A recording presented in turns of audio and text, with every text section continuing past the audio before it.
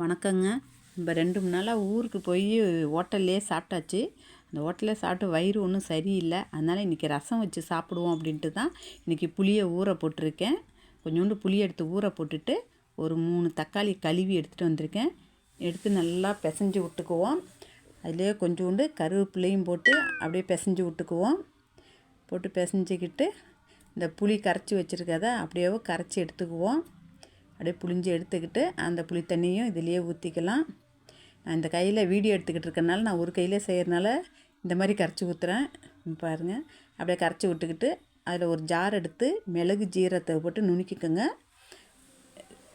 நுணுக்கிட்டு அதுலேயே பச்சை மிளகா பூண்டு போட்டு நுணுக்கிக்கோங்க. நுணுக்கி இந்த கரைச்சி வச்சுருக்கிறதுல அதில் எடுத்து கொட்டிக்கோங்க. கொட்டிட்டு கொஞ்சமாக தண்ணி ஊற்றி அந்த ஜாரையும் கழுவி அதிலே ஊற்றிக்கோங்க. ஊற்றிட்டு கொஞ்சோண்டு மஞ்சத்தூள் போடுங்க,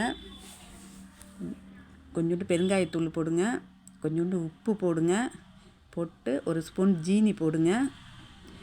போட்டு 3 மிளகா வத்தலை கிள்ளி வச்சுக்கோங்க. ஒரு சட்டி அடுப்பில் வச்சு கொஞ்சோண்டு எண்ணெய் ஊற்றுங்க. ஊற்றிட்டு கடுகு உளுந்த பருப்பை போட்டு தாளிங்க.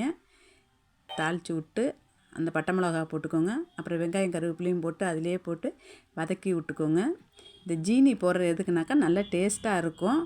அஜினாமோட்டோ போடாமல் இப்படி போட்டோம்னாக்கா நல்லா டேஸ்ட்டாக இருக்கும். அதுக்கு தான் போடுறது. நான் இப்படி தான் போடுவேன். ஜீனி போட்டு தான் கொஞ்சம் வைப்பேன், நல்லாயிருக்கும். அப்படியே தாளித்து விட்டுட்டு அந்த இதுலேயே கொஞ்சோண்டு தண்ணியை ஊற்றி கழுவி உங்கள் புளிப்புக்கு தகுந்த மாதிரி தண்ணி ஊற்றிக்கோங்க. போட்டுட்டு மல்லி இலையை கிள்ளி இலை போட்டு அப்படியே மூடி வச்சுருங்க. கொதிக்க விடக்கூடாது. அப்படியே நுர கட்டட்டும். சாப்பாடு ரெடி ஆகிடுச்சு. சாப்பாடை போட்டு வச்சாச்சு. போட்டுட்டு அதுக்குள்ளே ரசமும் இந்த பாருங்கள், கொதிக்கக்கூடாது, இது மாதிரி இருக்கணும். முறக்கட்டி வரையில் எடுத்துருங்க. எடுத்து கலக்கி விட்டு சாப்பாட்டுக்கு ஊற்றி கொடுத்தாச்சு. அதுக்கு தொட்டுக்கு என்னன்னாக்கா பாருங்கள், முட்டை தான் செய்கிறேன். இந்த முட்டை பொரிச்சாலோ இல்லை பொரியல் பண்ணி ஆம்லேட் போட்டால் நல்லா இருக்காது, சப்புன்னு இருக்கும். அதுக்கு தான் வேக வச்சு இப்படி செய்கிறேன். இந்த பாருங்கள், முட்டை வெந்துட்டு உரித்து வச்சுருக்கேன். அப்படியே 2 கீறி வச்சுருக்கேன். அதுக்குள்ளே மசாலா மிளகாத்தூள், மஞ்சத்தூள், கொஞ்சோண்டு மிளகுத்தூள், கொஞ்சோண்டு உப்பு, இஞ்சி பூண்டு பேஸ்ட்டு ஒரு ஸ்பூன் போட்டு அப்படியே தண்ணியை ஊற்றி அப்படியே பெரட்டிக்கோங்க. பெரட்டிட்டு இந்த முட்டையை எடுத்து வச்சு அப்படியே ஒன்றா தடவி எல்லாத்துக்கும் அப்படியே பெரட்டி வச்சுருங்க. அப்படியேவும் அடுப்பை பற்ற வச்சு ஒரு எண்ணெய் சட்டி எடுத்து வச்சு தோசைக்கல்லை வச்சு அதில் அப்படியே கொஞ்சமாக எண்ணெய் விட்டுக்கோங்க. விட்டுட்டு அப்படியே ஒரு முட்டையாக எடுத்து அப்படியே வைங்க. வச்சுட்டு மேலே கொஞ்சோண்டு அப்படியே எண்ணெய் ஊற்றுருங்க. நிறையா எண்ணெய் ஊற்றுனீங்கன்னா பட்டுன்னு தெரிக்கும். அதனால தான் கொஞ்சமாக எண்ணெய் ஊற்றிக்கணும். ஊற்றிட்டு லைட்டாக எண்ணெய் ஊற்றிக்கோங்க. வெந்துடுச்சு பாருங்கள். எடுத்து ஒரு ஹாட் பாக்ஸில் வச்சு அப்படியே மூடி வச்சுட்டேன். இந்த மசாலா வேஸ்ட் பண்ணாமல் எடுத்து ஒரு ஃப்ரிட்ஜில் எடுத்து ஒரு ஏனத்தில் வச்சிட்டோம்னாக்கா எப்போயாச்சும் அர்ஜென்ட்டுக்கு எடுத்துக்கலாம். எங்கள் வீட்டுக்காரங்க சாப்பிட வந்துட்டாங்க. அப்புறம் எங்கள் வீட்டுக்காரவங்களுக்கு சாப்பாடை கொடுத்துட்டு அவங்களாம் என்ன சொல்கிறாங்கன்னு பாருங்கள்.